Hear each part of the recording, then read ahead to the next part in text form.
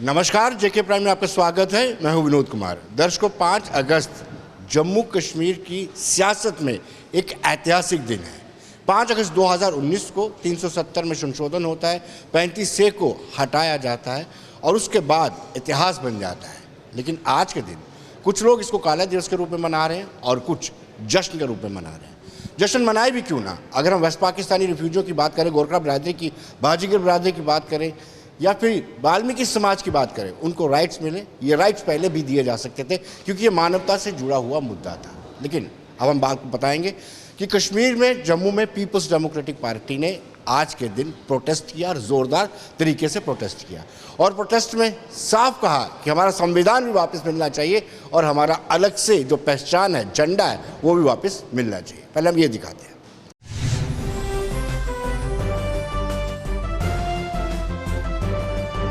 चलिए, हमको आगे चलने दीजिए सर, हमें चलने दीजिए। चले, यहाँ तो सब कुछ ठीक है, बाहर भी नहीं निकलने देते आप, 2 कदम चलने नहीं देते। चलिए आगे चलिए।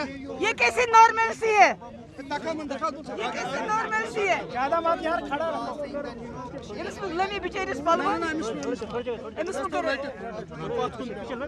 यहाँ तो कहते हैं बड़ी जबरदस्त नॉर्मलसी है, कहते हैं बड़ी जबरदस्त नॉर्मलसी है।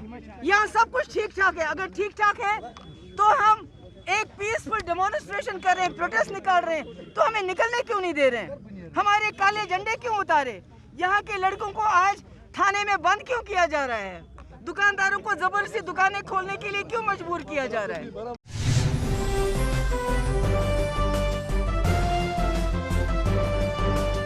दर्शकों, अब हम आपको दिखाते हैं कि कांग्रेस ने भी प्रोटेस्ट किया, लेकिन कांग्रेस डिवाइडेड हाउस दिखा।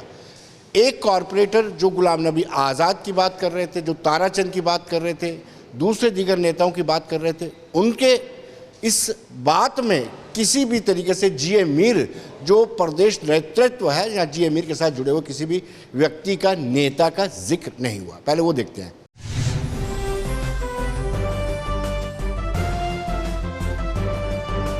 राज्य के दर्जे को बहाल कराने का है, जिसके तहत केंद्र की सरकार ने 5 अगस्त 2019 को बिना जम्मू कश्मीर के लोगों के सहमति के तोड़ दिया गया और आज जम्मू कश्मीर के आम आवाम जो है वो प्रताड़ित है। केंद्र की फौजी राज से जिस तरीके से लागू किया गया, पिछले 30 वर्षों से हम ये फौजी राज झेलते आ रहे हैं और भारतीय जनता पार्टी ने उस टाइम पे जो है वो लोकतंत्र को हनन करने का काम किया। जिस तरीके से इधर लोकतंत्र व्यवस्थाएं पूरी तरह से चल रही थी और भारतीय जनता पार्टी उसमें नाकाम हुई स्टेट के अंदर।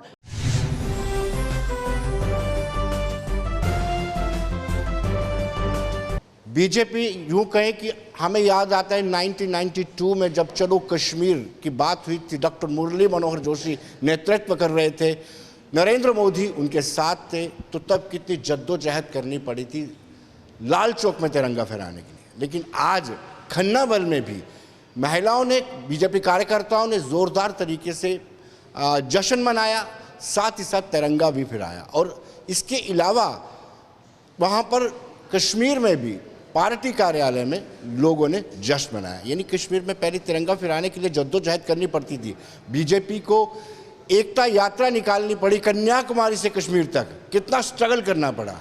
लेकिन आज कुछ अंतर जरूर नजर आ रहा है बीजेपी को, क्योंकि बीजेपी की जब 2 सीटें थी, 2 सांसद थे, उस दौरान भी बीजेपी के मैनिफेस्टो के टॉप पर होता था कि 370 हटाया जाएगा।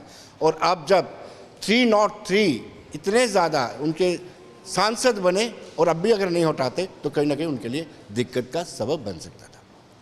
लेकिन अब हम चर्चा करेंगे, हमारे खास मेहमान हैं कपिल सिंह जो कांग्रेस से ताल्लुक़ रखते हैं, अभिजीत जसरोटिया जो भारतीय जनता पार्टी के स्पोक्स पर्सन है, शेख बशीर जो नेशनल कॉन्फ्रेंस से ताल्लुक़ रखते हैं।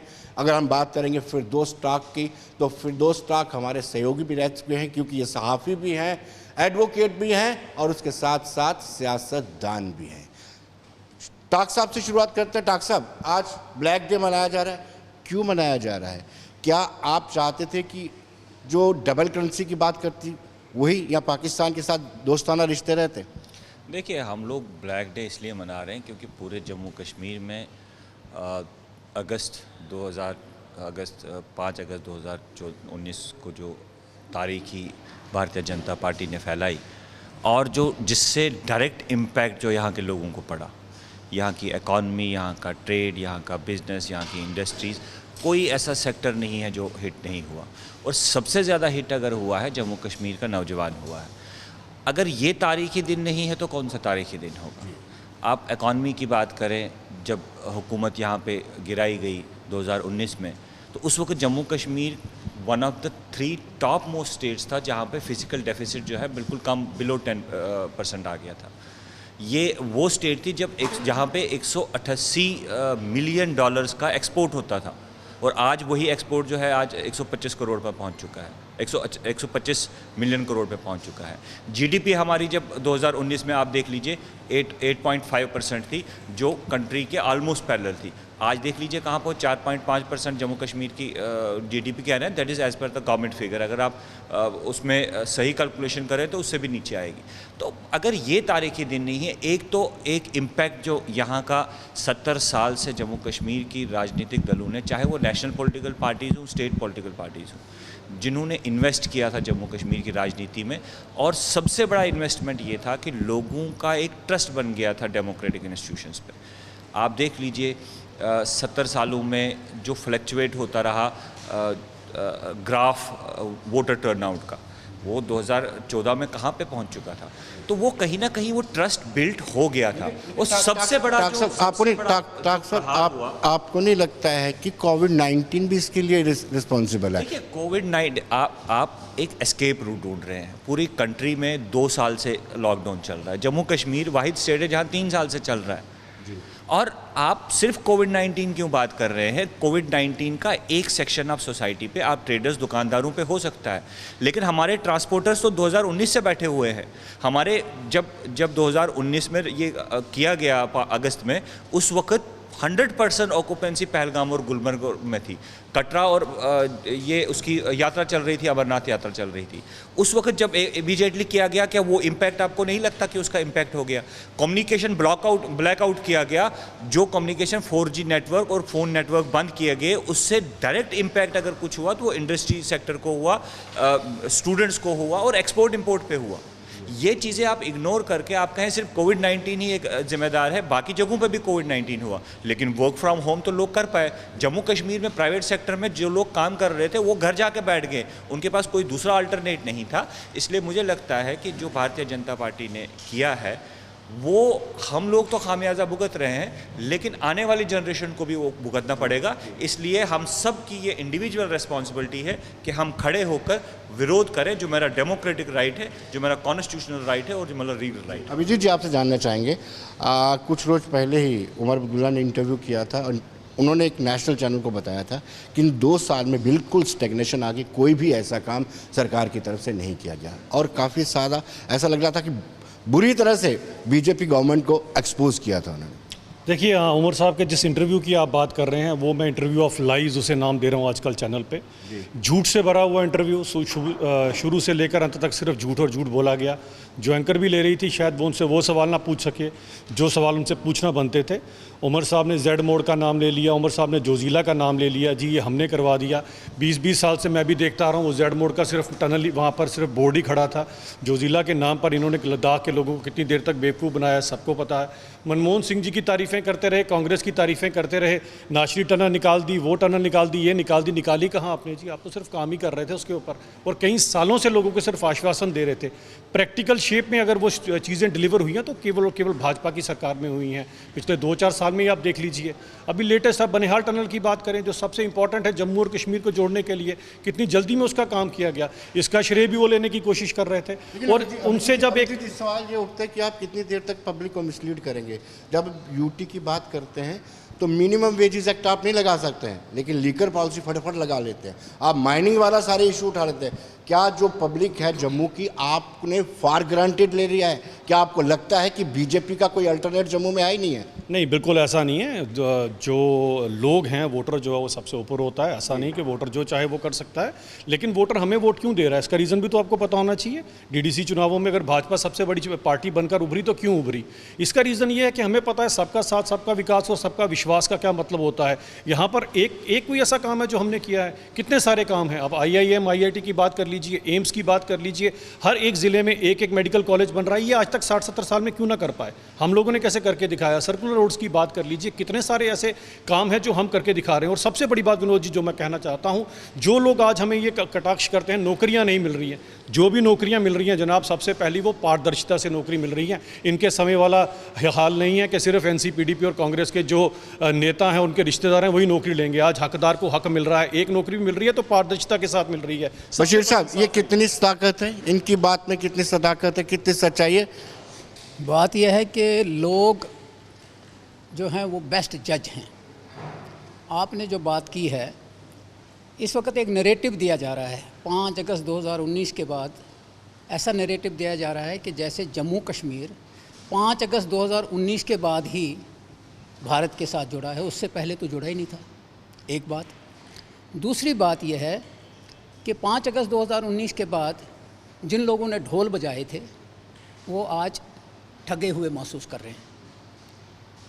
जहाँ जहाँ वहाँ जश्न उस वक्त मनाया गया था, जम्मू कश्मीर को एक किस्म का बड़ा जेल बना दिया गया था। फैसले होते हैं। बीजेपी का एजेंडा था कि भाई हमने इसको हटाना है।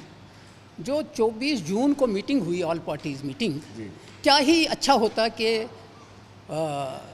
370 हटाने से पहले उनको कॉन्फिडेंस में लिया जाता। और फिर ताकत के बलबूते पर कितना अरसा आप चलेंगे? ताकत जो है महाराजाओं के सर, आप भी पब्लिक को मिसलीड करते हैं। आप जब 5 अगस्त 2019 के बाद पहली बार पार्लियामेंट लगी तो डॉक्टर फारूक अब्दुल्ला को चाहिए था ना 370 रिस्टोर पर बात करते, तब ऑक्सीजन याद आ गई आपको।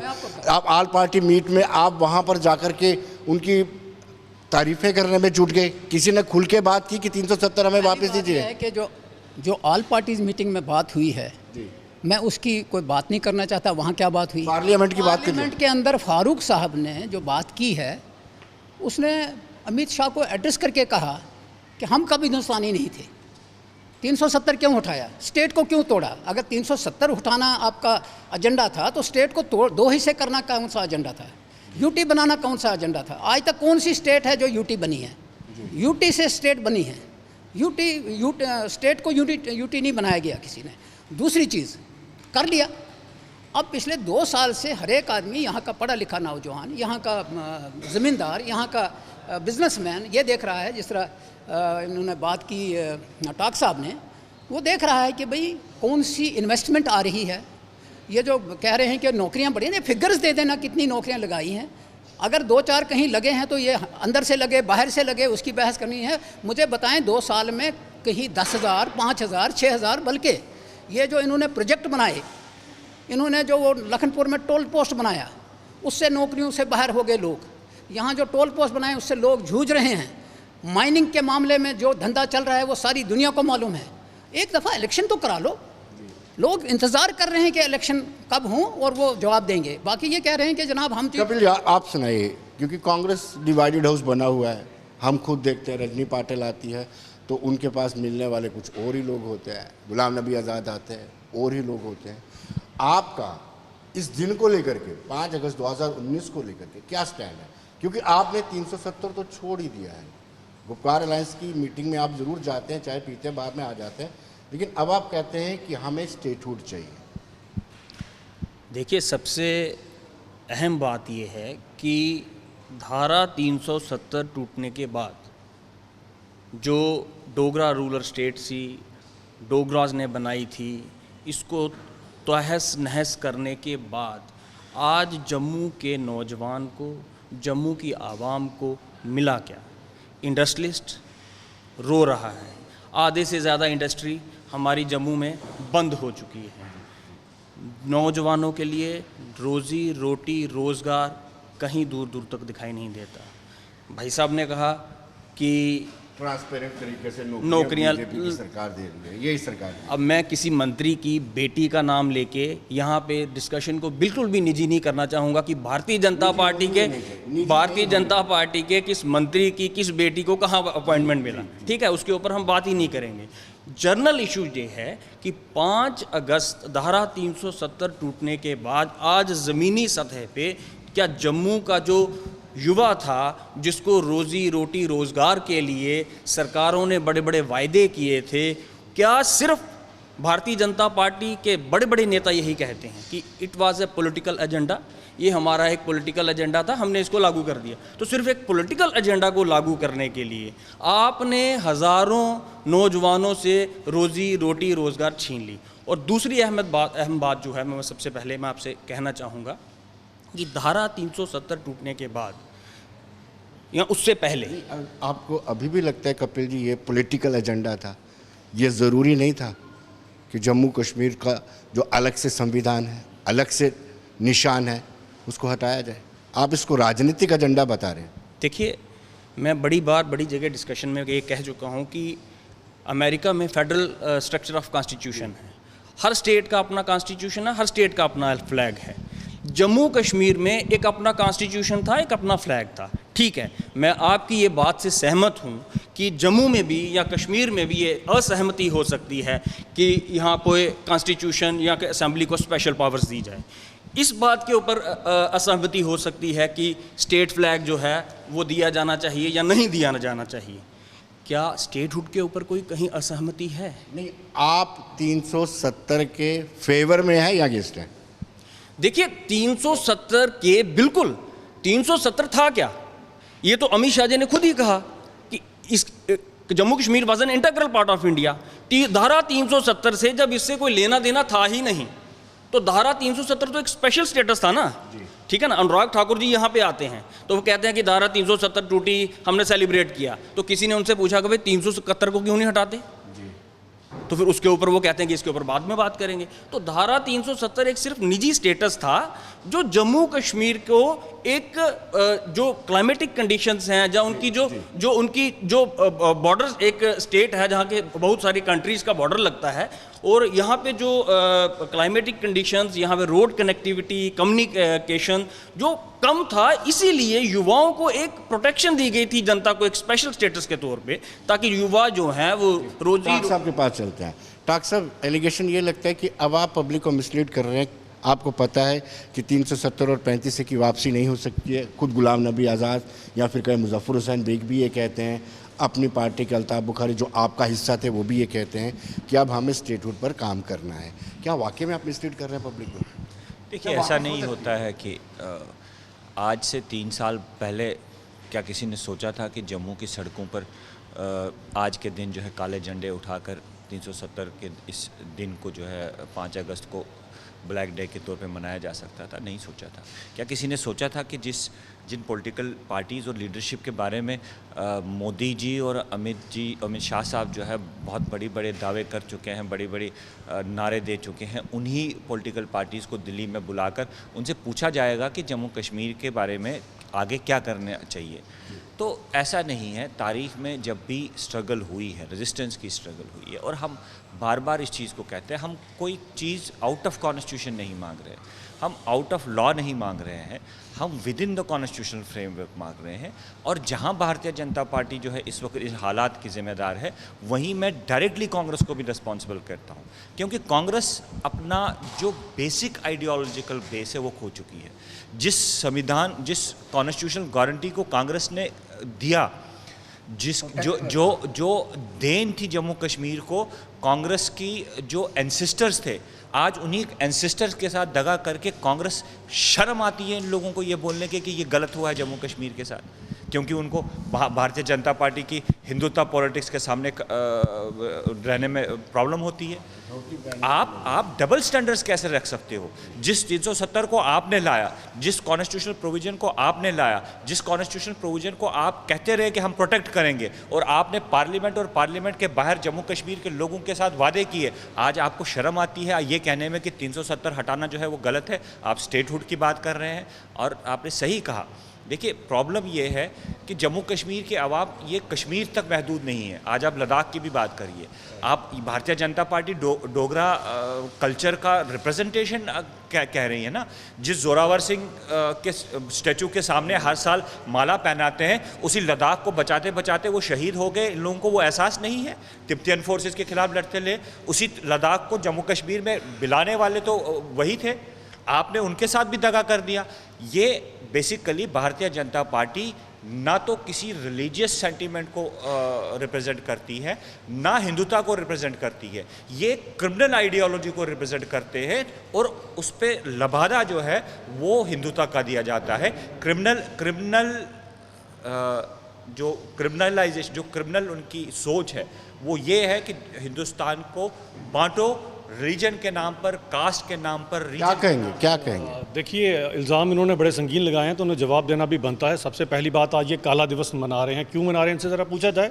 काला दिवस इसलिए मना रहे हैं कि जो यहाँ पर काले कारनामे आज तक पीडीपी की सरकार और बाकी सरकारें करते, उनके ऊपर से पर्दाफाश किया जा रहा है। इन्हीं के नेता जो अबू दुर्जाना जैसे टेररिस्टों के काजी बनकर ज़बरदस्ती कश्मीर की बच्चियों के निगाह टेररिस्टों से कराते थे, आज उनको धर के अंदर किया हुआ है, इसीलिए इनको काला दिवस नजर आ रहा है। इन्हीं की जो मुख्यमंत्री रही हुई हैं, उनकी वालिदा आज फंड्स के केस के अंदर उनसे पूछताछ की जा रही है, इसीलिए ये लोग काला दिवस मना रहे हैं, क्योंकि इनके काले कारनामों के ऊपर से पर्दाफाश कर दिया गया है। और NIA और बाकी एजेंसीज 370 के टूटने के कारण अब पूरी तरह से यहाँ पर एक्टिव हो चुकी हैं। रही बात जो अभी कांग्रेस वाले कर रहे हैं, मैं सबसे पूछना चाहता हूँ, ये जो कोई भी 370 के खिलाफ बात करता है, क्या इन्हें वाल्मीकि समाज का दुख नजर नहीं आता? वो केवल और केवल NC वालों ने यहाँ पर लोगों की जूठन साफ करने के लिए और गंदगी साफ करने के लिए बुलाया था। वो लोग इतने सालों से, उनकी बच्चियाँ आज PhD कर गई, फिर भी स्वीपर की नौकरी कर सकती हैं। गोरखा समाज कहाँ जाएगा? और पूछिए जरा कांग्रेस से, इन्होंने इतने साल तक रेफ्यूजियों को बेवकूफ़ बनाकर रखा यहाँ पर, उनका वोट अपनी जेब में डालते रहे, उन्हें क्यों नहीं हिंदुस्तान के नागरिक बनाया उन्होंने? ये सब लोगों के अभी भी मैं आपको बता दूं, आईना दिखा दूं, लोग आपसे नाराज हैं। भले ही आप कहते हो कि हिंदू बहुल जिलों में बीजेपी का बड़ा दबदबा है, आज आप जाके पूछेंगे जिसने महंगी रेत बजरी खरीदी है, जिसका रोजगार किया है, उसको पता है कि 370 रहता खाने को तो मिल रहा था। देखिए, ये जो प्रॉब्लम्स रही हुई हैं, ये वाली ज़रूर आने वाली सरकार जब भाजपा की आएगी, इन सब प्रॉब्लमों से निजात पा दिया जाएगा। पहली बात ये आती है कि इस समय जो मेन हम सब लोगों को ये मैसेज देना चाहते हैं कि ये इनको क्या लगता है कि इनके कहने से लोग 370 और 335 से वापस आ जाएगा। जिस संवैधानिक तंग से इसको तोड़ा गया है वो सबसे बड़ा, क्योंकि अभी टाक साहब ने कहा, टाक साहब तो खुद कानून के जानकार है, क्या इनको नहीं पता कि 370 किस तरह से हम पर नाफिज किया गया था? एक प्रेसिडेंशियल ऑर्डिनेंस से हमारे ऊपर थोप दिया गया और जैसे उसको तोड़ा गया, सबसे बड़ा संवैधानिक काम वही है, दोनों हाउसेज में डिस्कशन करने के बाद उसको तोड़ा गया है। अब ये संवैधानिक और गैर संवैधानिक की बातों के अंदर आ जाएंगे। सबसे बड़ा साइड इफेक्ट मैं बता देना चाहता हूँ, कश्मीर के लोगों को भी, जम्मू के लोगों को भी। आज तक करोड़ों अरबों के हिसाब से जम्मू कश्मीर में पैसा आया जनाब। मैं नहीं कहूँगा भाजपा ने बड़ा कुछ दिया, हम तो दे ही रहे हैं, लेकिन पुरानी सरकारों ने भी दिया, लेकिन अकाउंटेबिलिटी नहीं होने के कारण 370 की आड़ में NC, PDP और कांग्रेस के लोगों ने सिर्फ और सिर्फ अपनी जेब भरी है। इस सरकार की अकाउंटेबिलिटी भी मैं बताऊं, पहले कपिल जी से पूछ लूं। कपिल जी, वाकई में आपकी दशा और दिशा ठीक नहीं है। आप डरते हो कश्मीर में क्या बोलना है, जम्मू में क्या बोलना है, उसको लेकर के आप पशुपेश में रहते हो। टाक साहब ने आपको एक्सपोज भी कर दिया। देखिए, पहली बात तो ये, अगर प्रेसिडेंशियल ऑर्डर होता तो फिर इसको पार्लियामेंट में मैं आ रहा हूँ, मैं उसी बात पे आ रहा हूँ। हाँ। पहली बात तो ये कि अगर प्रेसिडेंशियल ऑर्डर होता तो on the floor of parliament इसको ख़त्म नहीं किया जाता। दूसरी बात, तीसरी बात ये है कि मामला कोर्ट में, सुप्रीम कोर्ट में विचाराधीन है इसके लिए। तीसरी बात ये है कि अगर हम बात करें कि इमीडिएटली इफेक्ट में, मैंने पहले भी कहा कि जब सुप्रीम कोर्ट में मामला विचाराधीन है, लेकिन जो स्टेटस जो हमसे छीना गया, उसके बाद हमसे 5 चीज़ें गई। रोजी रोटी रोज़गार गई, हमारी कल्चरल आइडेंटिटी छिन गई। अगर हम सिर्फ असेंबली पावर्स और फ्लैग को छोड़ दें तो कम से कम हमें स्टेटहुड, हमारी रोजी रोटी रोज़गार, ये दो। टाक साहब कह रहे हैं कि आप प्रोटेक्ट करते रहे, आपके पुराने लीडर प्रोटेक्ट करते रहे 370-35 को, और अब आप उसके फेवर में भी बोल नहीं पा रहे हैं। देखिए, फेवर में कैसे बोलेंगे? जब पार्लियामेंट में पास हुआ और सुप्रीम कोर्ट में मामला जब विचाराधीन हो गया, तो उसके ऊपर जब ये पूरा सारा पिक्चर क्लियर नहीं होगा तो उसके ऊपर तो, उसके बिना तो बोला नहीं जा सकता। लेकिन फिर भी जोर देकर ये कहा जा रहा है कि इमीडिएटली स्टेटहुड को वापस किया जाए। और जैसे ये इल्ज़ाम लगा रहे हैं कि अपने ऑर्डिनेंस था, ऑर्डिनेंस अगर होता तो पार्लियामेंट में कैसे ये इसको डिफाई किया जाता। तो बहुत सारी बातें हैं कि जो भी रिबन भारतीय जनता पार्टी आज काट रही है, जगह जगह नरेंद्र मोदी जी आज इनॉग्रेशन कर रहे हैं, वो कांग्रेस की ही सरकारों की थी। उसी साहब, क्या ये वाकई में ठीक है कि जो अब ये रिबन फीते काट रहे हैं, जो उपराज्यपाल काट रहे हैं, कांग्रेस की देना है? बिल्कुल, ये सिर्फ उन प्रोजेक्टों का रिबन काट रहे हैं जो काम आज़ाद साहब जब चीफ मिनिस्टर थे तब, या मनमोहन सिंह साहब थे प्राइम मिनिस्टर थे। मैं ये बता देना चाहता हूँ कि अगर टनल का नेशनल कॉन्फ्रेंस का उमर अब्दुल्ला का नाम नहीं लिया आपने? मेरी यार सुन लीजिए, उमर अब्दुल्ला साहब चीफ मिनिस्टर थे और जब हुआ वो साथ थे, लेकिन चूंकि प्रोजेक्ट सेंट्रल प्रोजेक्ट थे, इसलिए मैं मनमोहन सिंह जी की बात कर रहा हूँ। दूसरा ये है कि कोई भी प्रोजेक्ट जब शुरू होता है वो रातों रात तैयार नहीं होता है। टनल रातों रात नहीं बनता, उसका DPR बनता है। बहुत सी चीज़ें जो कॉलेजेस है वो आज मुझे बताएं कि जो आज़ाद साहब ने कॉलेज दिए थे उसके अलावा कोई कॉलेज मिला? आज कोई चीज़ ऐसी बताई, मैंने पहले ही कहा कि कोई फिगर हमें बताएं कि कोई प्रोजेक्ट ऐसा लगा जिसमें कोई 5,000 6,000 नौजवान अंदर चला गया। नंबर एक। नंबर दो में आपसे न कर लें, झूठ होता है, चाहे वो किसी भी सतह पे बोला है। 370 की जब बात आप करते हैं, 370 चोरी नहीं लिया था किसी ने। वो कॉन्स्टिट्यूंट असेंबली उस वक़्त बनी थी, उन्होंने जम्मू कश्मीर को एक सिक्योरिटी दी थी, ठीक। 72 साल के बाद इनको लगा कि चल हटा देना चाहिए, हटा दिया। अब आप अपना रोल अदा करो, वो करने में नाकाम होते हैं। 2014 के बाद जो स्टेट की हालत है आज, पूरे इंडिया की हालत है, ये कोविड का जो बहाना कर रहे हैं ये गलत कर रहे हैं, ये फेल हो गए हैं हर जगह। और ये जो कह रहे हैं कि हमने जी DDC इन्होंने एक टेस्ट लिया था कि क्या होगा।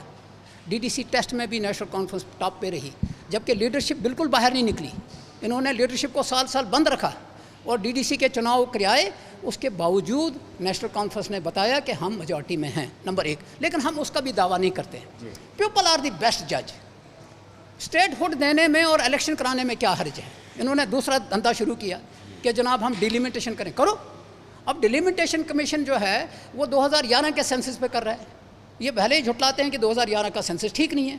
परसों वो कह गए, आपने भी सुना होगा, कि 2011 के सेंसस पे ही डिलिमिटेशन होना है। सेंसस के लिए जो बेसिस हैं डिलिमिटेशन के लिए, वो सेंसस बेसिस होते हैं। अगर वो नहीं क्यों करा रहे हैं जब आपके 2026 तक पूरे इंडिया के अंदर, अब इसको सिंगल आउट क्यों कर रहे हैं? तो इसलिए नीयत ठीक होनी चाहिए। समय का अभाव है, लेकिन ठाक साहब से एक सवाल ज़रूर पूछना चाहूँगा। जिस तरीके से अभिजीत जी ने कहा कि आप काला दिवस क्यों मना रहे हैं, काले कारनामे एक्सपोज हो रहे हैं इसलिए। देखिए, ये लोग हंसते हैं इन पे जब ये बातें करते हैं कि भाजपा की सरकार आएगी, चीफ मिनिस्टर बनेगा। आप भी अपने दोस्तों से बात करके देख लीजिए। और जब ये हम पे इल्ज़ाम लगाते हैं तो ये they are part and parcel of that government, जिस गवर्नमेंट पे ये इल्ज़ाम लगाते हैं, इन लोगों को भूल जाता है। और ये लोग समझते हैं कि सारी जनता बेवकूफ़ है, बस एक अक्लमंद जो है वो भारतीय जनता पार्टी के लिए। सारे लोग करप्ट हैं। एक ईमानदार जो है भारतीय जनता पार्टी, जिसने काला चोला लगा, जिसने भगवा चोला लगाया, वो ईमानदार और देशभक्त। बाकी सारे देशद्रोही, चोर, फसादी। ये भारतीय जनता पार्टी का माइंडसेट है। लेकिन इनको समझना चाहिए लोग बेवकूफ़ नहीं है, लोग वक्त पे खामोश रहते हैं। मैं सिर्फ दो चीज़ें कहूँगा। एक तो ये कि जम्मू कश्मीर की आवाम को मालूम है कि जो ठेकेदार आप ला रहे हैं, जिनको आप ठेके दे रहे हैं, उनकी पार्टनरशिप किनके साथ है। आपको ये गलत फहमी है कि लोग ये नहीं देख रहे हैं कि जो ट्रांसफ़र इंडस्ट्री आप दिल्ली और यहाँ गांधीनगर से चला रहे हैं, वो लोगों को मालूम नहीं है। मालूम है किस अफसर से कितने पैसे जा रहे हैं, किस कंपनी से फंडिंग RSS को हो रही है, BJP हो, मालूम है। लेकिन साथ में मैं अपने कांग्रेस के साथियों से भी कहना चाहूँगा, या तो क्लियर लोगों के सामने आ जाइए, ये दोहरी पॉलिसी छोड़ दीजिए। या तो बता दीजिए लोगों को, अपनी पतलूनें खोल दीजिए और जो अंदर आपने निकर पहनी हुई है वो लोगों को दिखा दीजिए। या तो सामने जो 370 आपने और लोगों के साथ वादा किया है जम्मू कश्मीर के लोगों के साथ एक्सेशन के टाइम पे, उस पर खड़े रहिए और लोगों के साथ चलिए। जो लोगों के इमोशन है उनको रिप्रेजेंट करिए। ठाक साहब आपका बहुत बहुत शुक्रिया। बशीर साहब आपका भी शुक्रिया। अभिजीत जी आपका भी, कपिल जी आपका भी बहुत बहुत शुक्रिया। तो दर्शकों, बने रहिए देश दुनिया की खबरों के लिए और मुझे दीजिए इजाज़त। नमस्कार।